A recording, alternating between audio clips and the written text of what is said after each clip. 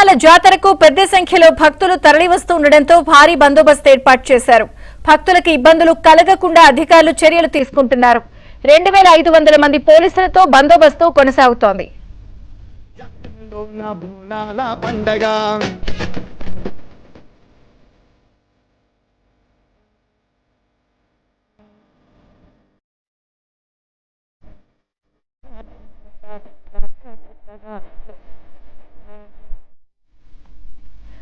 ఇక సికింద్రాబాద్ బోనాల సందడిపై మరింత సమాచారం మా ప్రతినిధి శ్రావణి అందిస్తారు. శ్రావణి, ఆషాఢ మాసంలో అమ్మవారికి బోనాలు సమర్పిస్తూ ఉంటాము. తొలి బోనం మన జగదాంబిక అమ్మవారికి సమర్పించిన తర్వాత నెక్స్ట్ వచ్చేది లష్కర్ బోనాలు అని చెప్పొచ్చు.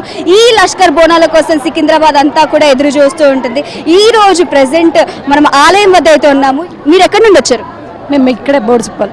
ఓకే, ఇలా మీరు అందరూ ఒక బృందంగా ఏర్పడి అందరూ రకరకాల చీరలు కట్టుకుంటూ ఒకే తరంగా బోనాలు ఎత్తుకొని రావడం మీకు ఎలా అనిపించింది?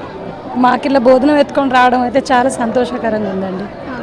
అక్క మీరు చెప్పండి, ఎందుకంటే బోనం కూడా చాలా నిష్ఠగా తయారు చేసి తీసుకొని వస్తుంటారు, ఓపికతో అంటే ఫాస్టింగ్ చేస్తూ ఉంటారు కాబట్టి మీరు చెప్పండి. చాలా ఆనందంగా ఉంది. అమ్మవారి కోసం ఇది చేయడం ఎంతో ఆనందంగా ఉంది. అక్కజల్లలందరూ కూడా ఆషాఢ మాసంలో ఒక అమ్మవారి దగ్గరికి వెళ్ళడం కలిసికట్టుగా ఎలా అనిపిస్తోంది? చాలా సంతోషంగా ఉంది.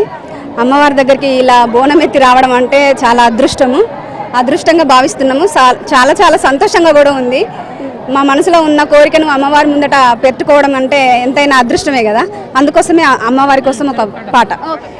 ఏడేడు డప్పుల్లా ఎలకోటి మందిల్లా శివసత్తులకు తల్ల జమడి కలమో తల్ల.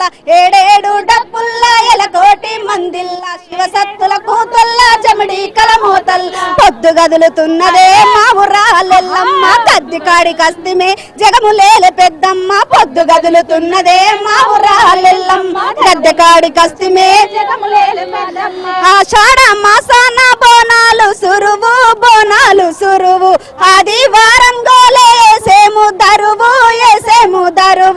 ఆషాఢ మాసాన బోనాలు సురువు ఆదివారం గోలే ఏసేరు దరువు. ఏడేడు డప్పుల్ల ఎలకోటి మందిల్లా శివసత్తులకు తల్ల జమడి కలమో తల్ల. జమడి కలమో తల్ల.